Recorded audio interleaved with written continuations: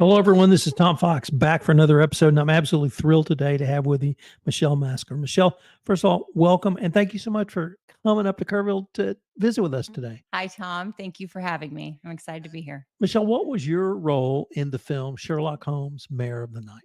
I was the, I guess, lead antagonist of the film. And did that antagonist have a name? We'll call her the villain. Before we get into the film, could you tell us a little bit about your professional background and when you got into acting? Yeah, my professional background, I've always wanted to act. I was the child that would stand in front of a mirror and just act out two different people at a time. I did a little bit of drama in high school and middle school. And then I just kind of got away from it because of sports. And then when I was in college, I decided to get back into it. I even moved to California for a couple months and came back because it was just too much going on in my personal life and everything. And then I stayed away from it and I didn't start acting again till 2014. So I've been back at it for about 10 years, I'd say. And what is your work been? Has it been on the stage? Has it been in film? Has it been a All in combination? film. All in film. All in film. Yeah. I really admire all the theater actors out there for that to me. I think that would be harder for me to be in front of an audience like that.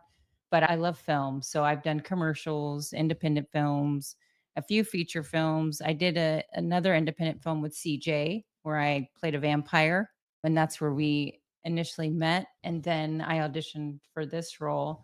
But I would say this is probably the biggest film that I've done. I have done some like featured extras on Fear the Walking Dead. I was in that and some other bigger commercials, but this is the most fun I've had, I'll tell you that.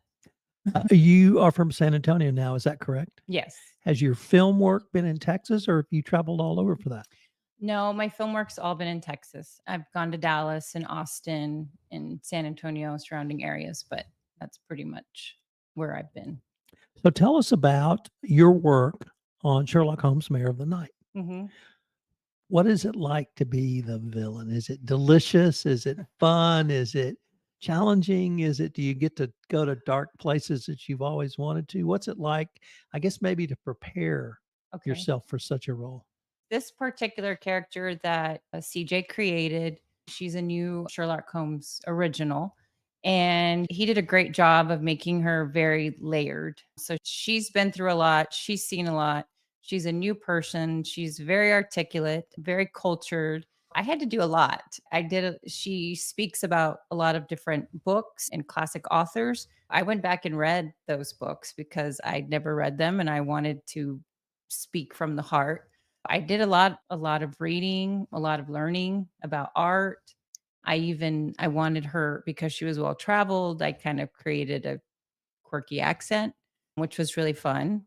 So she was a lot of fun to play. And yeah, she does go to some pretty dark places. So there's some hyperventilating at times because you're in there during the scenes, but it was a lot of fun. It was the most fun I've had on set. So I'm very grateful to CJ for giving me such a fun role. So as we've had the opportunity to visit with several members of the cast and crew, but one question I've had for everyone is the following. What's it like, or what did you feel knowing you're going to play in a movie about one of the most iconic fictional characters ever? I mean, there are probably 3 or 4 or 5 characters that any person in the world could name, and Sherlock Holmes would be one of them. Mhm. Does that bring enthusiasm, excitement, pressure, um, to all of those actors before you? Do you stand on their shoulders? What's it like to be in a Sherlock Holmes movie? I think all of the things that you said, there's definitely a lot of pressure. You want to honor the character. I had never actually read a Sherlock Holmes novel. So I did do that. I think it was the Basset Hounds one. Hounds of the Baskerville. Yes, thank you. I did. I read that. I loved it. It was really good. So yeah, I wanted to be true to the original author, the character, and I've seen some of Sherlock Holmes films, which of course are much different than the ones that I've seen than from the actual books. But yes, it did put a lot of pressure on just to what's it So classic character, beloved by many people. So you want to do it right. The first Sherlock Holmes novel featured a female character, Hmm. as the villain. Oh, yeah, I didn't know that. And, uh, not that we hadn't had female villains before, but that was pretty unusual in Victoria, England, for the Hmm. first of a series of novels or short stories even, to feature a female character, a female villain, excuse me, Hmm. Irene Adler, or as Holmes would say, "that woman." Yeah. And I wanna bring that forward because here we are in 2024, and what's the dynamic, or what was the dynamic you felt being a female villain, against one of the great male characters of all time?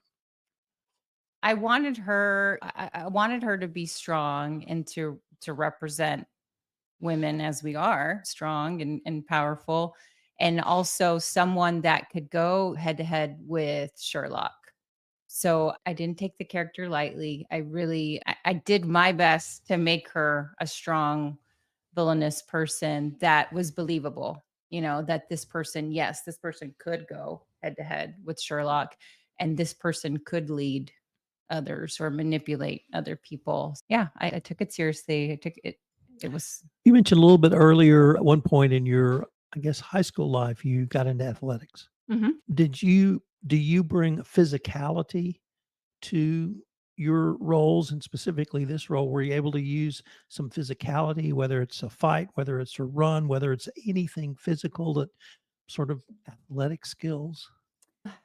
I Yes, I didn't have to go running, but I was physical during the film, and then also preparation. They really had a we had a really big party. I think CJ may have mentioned it in the film, and Derek came up with an amazing costume for my particular character. So I wanted to look good. So I also did a lot of working out prior to that scene. But yeah, she was very physical and she appeared very strong in the film. What was it like working with the other actors on set? Amazing. Yeah, amazing. I'd worked with CJ before. I knew that was going to be great and fine. I had worked as an extra on a film several years ago that Les was in. And so that was my first encounter with him, was to actually see him a few feet away from me acting. And I was blown away. So it was like, anytime you could ever act with this man, you need to do it. And then actually being in a scene with him was, yeah, it was phenomenal. He's a great person to just bounce a relationship off of. And then Taylor King, she's a new actress, and this was her first film from my understanding, and she was great. She was a lot of fun, so much emotion and raw talent. So I had a great time with all of the actors in the film. Trying to think. I know I worked with Ian and he was phenomenal. So I admired everyone. CJ did a great. I think there were several people involved in the casting and they did a great job with all the actors. What is the preparation process like working with CJ? Is it a lot of rehearsal? CJ is great because he's available to you. He's very open and he says, "Hey, call me, send me a message, whatever you need." So yes, there was a lot of preparation. We had a lot of dialogue about the character, her background, what he visioned for her, what I envisioned for her. And then he also had us, the scene actors, work together. Taylor and I actually did our scenes via Zoom, I want to say at least 4 times before we were actually on set. So, yeah, there was no shortness of preparation for this film.